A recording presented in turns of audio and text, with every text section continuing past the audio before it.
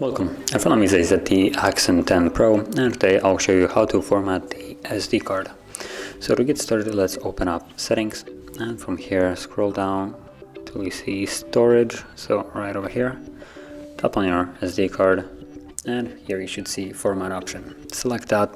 It will give you a message that performing this will remove all the data from the SD card. So if there's anything that you would like to keep, you might want to back it up before, otherwise you will lose it permanently. But if you don't want to back it up, or you have already done it, tap on OK and the process will begin.